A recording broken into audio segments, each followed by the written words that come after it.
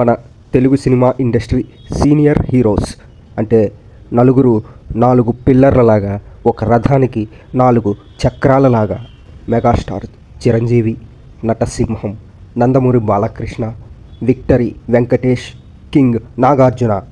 ఈ నలుగురు హీరోలు చూడని సక్సెస్ లేదు, చూడని స్టార్డమ్ లేదు. కాకపోతే ఇప్పుడు ప్రస్తుతం ఈ నలుగురు హీరోల స్టార్డమ్, మార్కెట్, ఇమేజ్, బిజినెస్ ఎలా ఉంది, వీళ్ళ వరుస క్రమం ఏంటి, ఈ వీడియోలో ఒక్కసారి మాట్లాడుకుందాం. ముందుగా మెగాస్టార్ చిరంజీవి సెకండ్ ఇన్నింగ్స్ ఖైదీ నంబర్ 150 సినిమాతో మొదలుపెట్టి ఆ సినిమాతోనే సూపర్ డూపర్ బ్లాక్ బస్టర్ హిట్తో 100 కోట్ల షేరు, 200 కోట్ల రూపాయల గ్రాస్ని వసూలు చేశాడు. ఆ తర్వాత సైరా నరసింహారెడ్డి సినిమాతో పాన్ ఇండియా లెవెల్లో సినిమాని రిలీజ్ చేసిన తెలుగు రాష్ట్రాలలో మంచి కలెక్షన్స్ అంటే ఇంచుమించు 100 కోట్ల షేర్ అయితే వచ్చింది. కానీ మిగతా రాష్ట్రాలలో, మిగతా భాషలలో మాత్రం సినిమా ఫ్లాప్ అయ్యింది. తర్వాత వచ్చిన ఆచార్య భారీ డిజాస్టర్, నష్టాలు, విపరీతమైన నష్టాలు. చిరంజీవి గారి మీద ఇంత పెద్ద బడ్జెట్ పెట్టడం అవసరమా అనే స్థితికి ఆచార్య సినిమా నష్టాలు ఆలోచించేలా చేశాయి. ఆ తర్వాత వచ్చిన గాడ్ ఫాదర్ యావరేజ్ సినిమాగా నిలబడింది.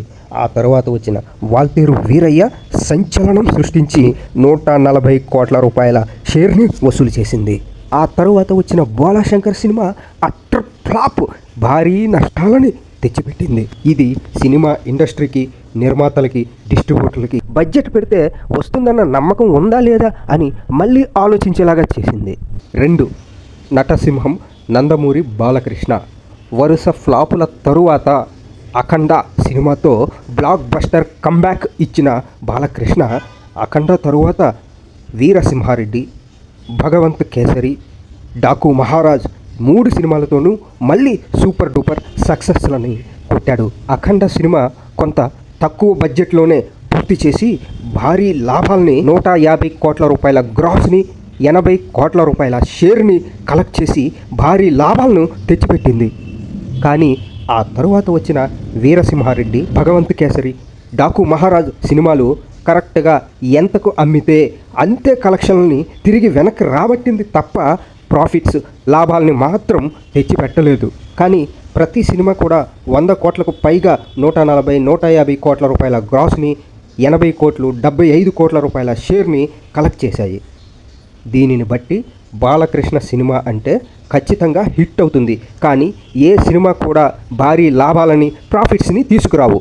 3 విక్టరీ వెంకటేష్ వరుస ఫ్లాపుల తర్వాత F2 అనే సినిమాతో గణనీయమైన బ్లాక్ బస్టర్ సూపర్ హిట్ కమ్బ్యాక్ని విక్టరీ వెంకటేష్ సొంతం చేసుకున్నాడు. ఆ సినిమా తక్కువ బడ్జెట్లో, తక్కువ రోజుల్లోనే కంప్లీట్ చేసి రిలీజ్ చేస్తే ఆ సినిమా 140 కోట్ల రూపాయల గ్రాసు, 80 కోట్ల రూపాయల షేర్ని కలెక్ట్ చేసింది. రూపాయికి 2 రూపాయలు, 3 రూపాయలు లాభాన్ని తెచ్చిపెట్టింది. ఆ తర్వాత చేసిన వెంకీ మామ లాభాలను తెచ్చి పెట్టకపోయినా బ్రేక్ ఈవెన్ను సొంతం చేసుకుని హిట్గా నిలిచింది. ఇక మధ్యలో ఓటీటీలో రిలీజ్ అయిన నారప్ప, దృశ్యం 2 సినిమాలు మంచి వ్యూవర్షిప్, మంచి రివ్యూస్, రిపోర్ట్స్తో సక్సెస్ఫుల్ సినిమాలుగా నిలిచాయి.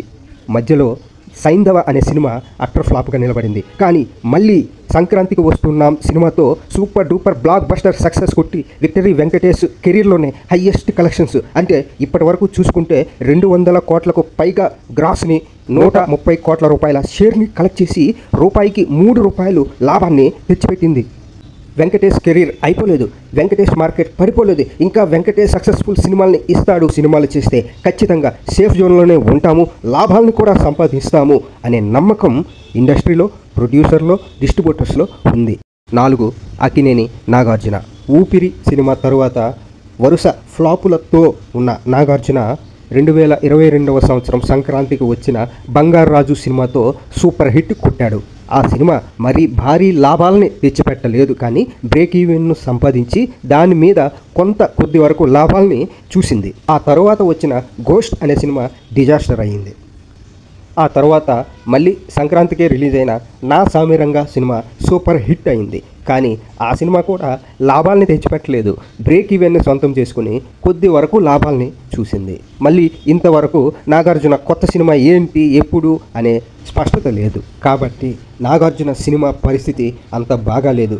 ఒకవేళ సినిమా బాగుంటే హిట్ అవుతుంది, బ్రేక్ ఈవెన్ను సంపాదించి కొద్ది వరకు కొంత లాభాలని చూడవచ్చు. లేదంటే సినిమా అట్టర్ ఫ్లాప్ డిజాస్టర్లు అవ్వవచ్చు. ఈ సమీక్ష, ఈ విశ్లేషణను బట్టి ఈ నలుగురు అగ్ర సినీ కథానాయకులలో మొట్టమొదటి స్థానంలో ఉన్నది విక్టరీ వెంకటేష్. ఎందుకంటే చేస్తున్న ప్రతి సినిమా సక్సెస్ అవుతుంది, ఇంకా బాగుంటే బ్లాక్ బస్టర్తో లాభాలను చూస్తుంది. రెండవ స్థానంలో నందమూరి బాలకృష్ణ.